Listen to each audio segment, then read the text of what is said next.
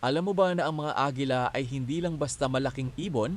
Oo, yung tawag sa kanila ay King of the Sky.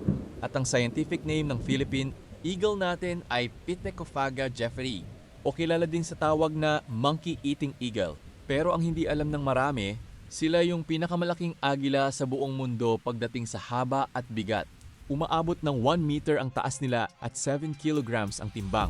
Ang pinakagrabe, sobrang talas ng mata nila.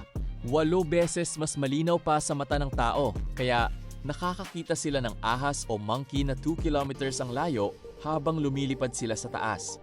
At yung kuko nila o talons, kasing talas at kasing laki ng kamay ng oso, kaya isang dakip lang nila, patay agad yung prey nila. Ang agila din, super loyal sa partner. Isang beses lang mag-asawa habang buhay. At sila pa mismo ay nagtuturo lumipad sa mga anak nila. Binibitawan nila sa ere para matuto. Ang haba pa ng buhay nila, umaabot ng 30 hanggang 50 years sa wild. Pero mas tumatagal pag sa sanctuary. Kaya next time na makakita ka ng agila sa picture o sa zoo, tandaan mo na hindi lang sila simbolo ng lakas at tapang. Sila rin yung isa sa pinakamatalino at pinakaprotektadong ibon sa Pilipinas. Kasi critically endangered na sila. Kung narespeto mo ang agila, comment mo, saludo.